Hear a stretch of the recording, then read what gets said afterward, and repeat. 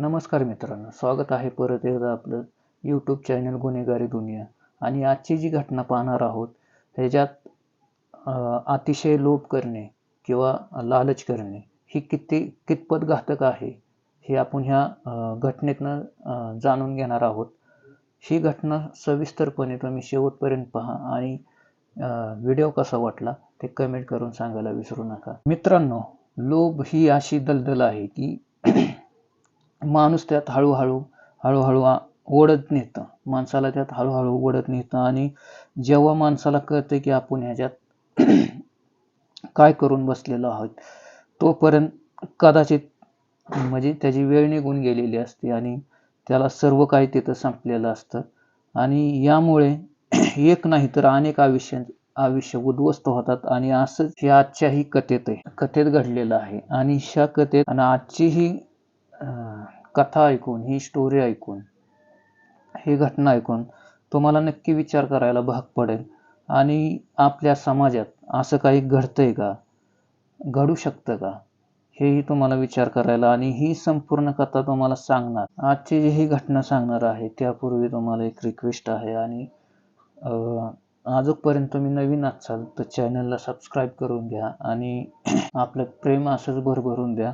आणि कथा तुम्हाला क्रमाने सांगणार आहे, म्हणजे जसं स्टोरी आलेली आहे आपल्याकडे तशी स्टोरी सांगणार आहे. आणि जास्तीत जास्त सपोर्ट करा आणि लाईक कमेंट करा. आणि तुम्हाला स्टोरी कशी वाटली तेही कमेंट करून सांगा. आणि ही कथा सुरू होते उत्तर प्रदेश येथून, गोडी येथून ही सुरू होते. गोडीमध्ये नगर कोतवाली पोलीस स्टेशन आहे. आणि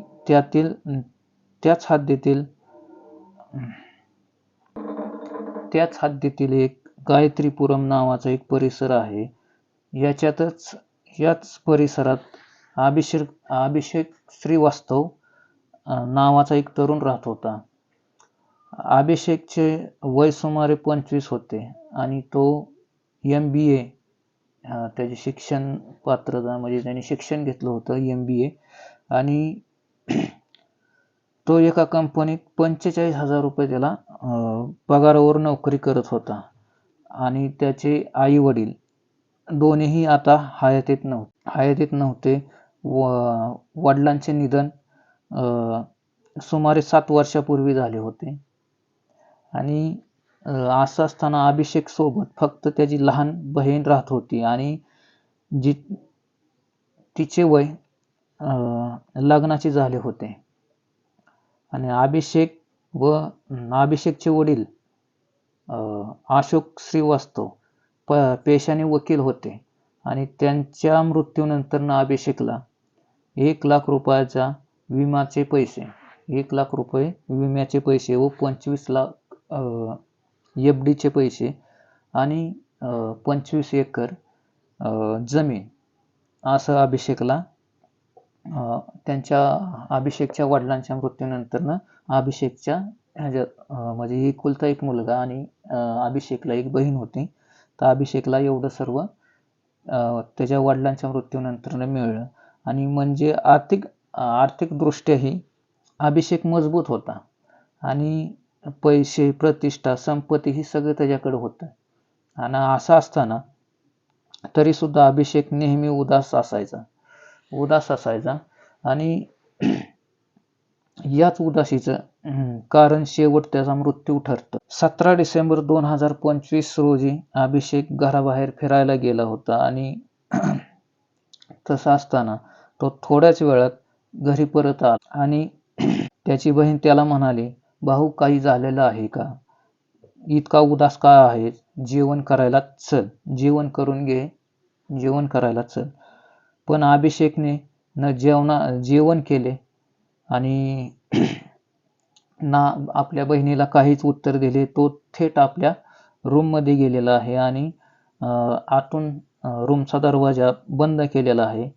आणि बहिणीला हे विचित्र वागणं खूप म्हणजे बहिणीला असं त्याचं वागणं पाहून ती खूप विचित्र वाटलं. आणि असं असताना बहिणीला काहीतरी डाऊट झाला. आणि त्याच बहिणी आणि जो अभिषेक होता, अभिषेकच्या आईवडिलांच्या मृत्यूनंतरनं अभिषेकने त्याच्या बहिणीचा सांभाळ खूप म्हणजे लाडात केला होता. तिला प्रेमाने वागवली होती, प्रेमाची वागणूक दिली होती. आणि हे असं असताना त्याच्या बहिणीला साहजिकच आहे की काळजी वाटणं, आपला भाऊ एवढा चिंतेत काय, टेन्शनमध्ये काय. तर त्या बहिणीला असं असतं, ती आपल्या चुलत भावाकडे गेली. ती आपल्या चुलत भावाकडे गेल्या, उद्धव श्रीवास्तव धावत पळत गेली आणि सगळी काही हकीकत त्याला सांगितली की भाऊ असा करतो आहे आणि तो काही बोलला नाही, जेवण वगैरे खूप टेन्शनमध्ये आहे आणि त्याने आपल्या रूमचा दरवाजा आतून लॉक केलेला आहे.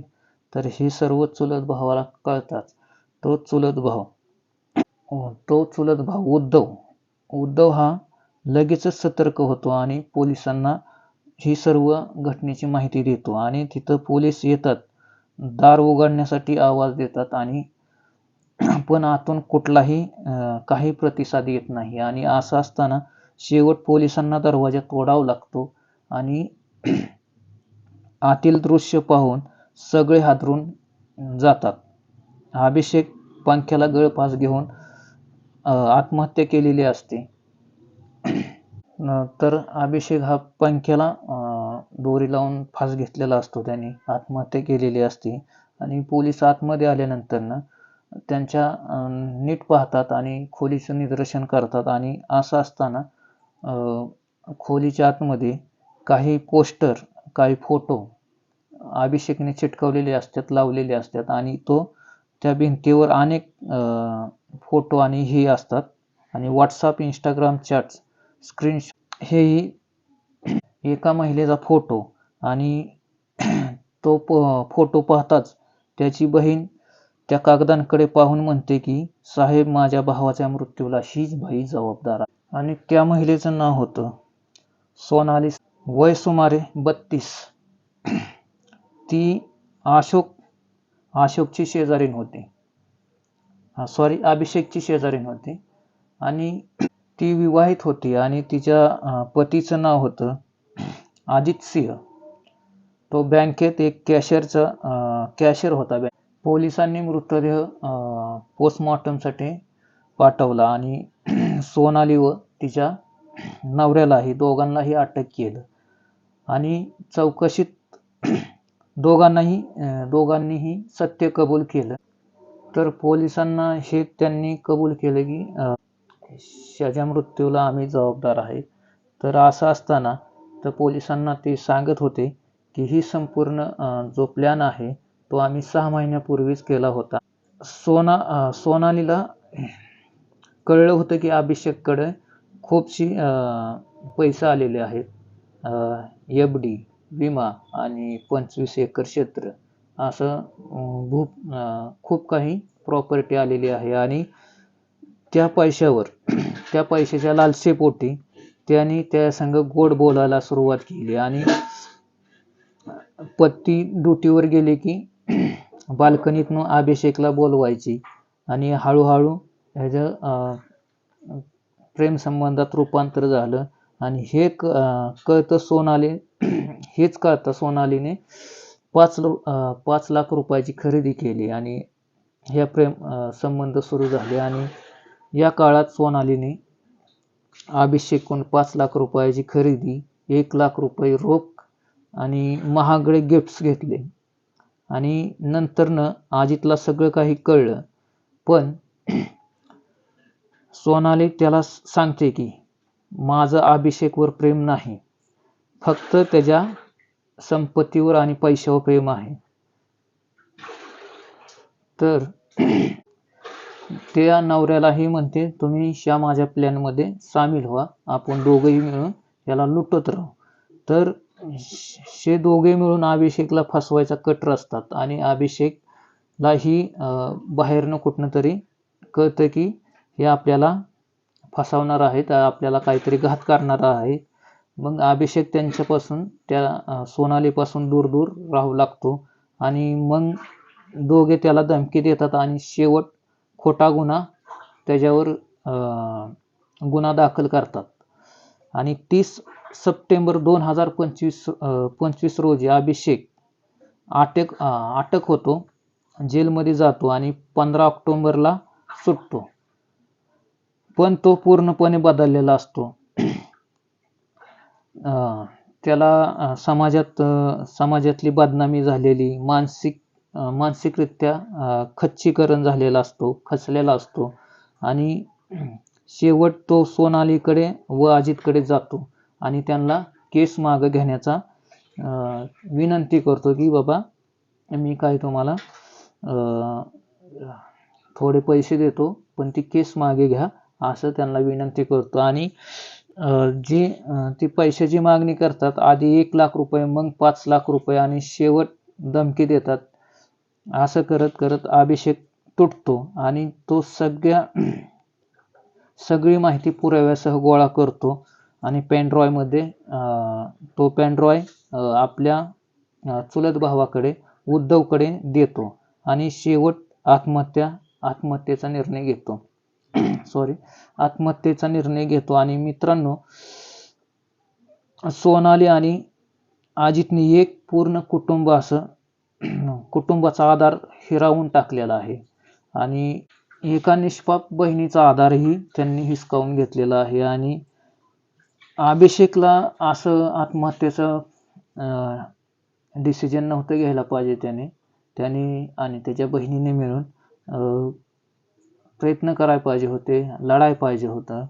तर माणूस इतका खचून जातो अशा काही गोष्टीतनं की त्याला काय करायचं आणि काय नाही हे त्याला समजत नाही. आणि माणूस इतका खचून जातो अशा गोष्टींना की त्याला पुढं काय करायचं किंवा काय नाही हे त्याला मार्ग कळत नाही आणि तो असे डिसिजन घेतो. आणि तुमच्या अवतीभवती असा कुठलाही प्रकार घडतोय का? जर घडत असेल तर रोका त्यांना आणि तुम्हीही सुरक्षित राहा, सतर्क राहा. असं काय तुमच्या आयुष्यात काय घडत असेल तर त्वरितच थांबवा. आणि हे घटना सांगण्याचा उद्देश म्हणजे कुठल्याही व्यक्तीची बदनामी करणे नाही, तर फक्त ही तुम्हाला सतर्क करण्याच्या भावनेतनं ही तुम्हाला ही स्टोरी सांगितलेली आहे, ही कथा सांगितलेली आहे. तर भेटूया पुढच्या व्हिडिओमध्ये. तर पाहत राहा यूट्यूब चॅनल गुन्हेगारी दुनिया. आणि जर आजपर्यंत सबस्क्राईब नसेल केलं तर सबस्क्राईब करून घ्या. आणि तुम्हाला ही स्टोरी कशी वाटली ते कमेंट करून सांगायला विसरू नका. जय हिंद.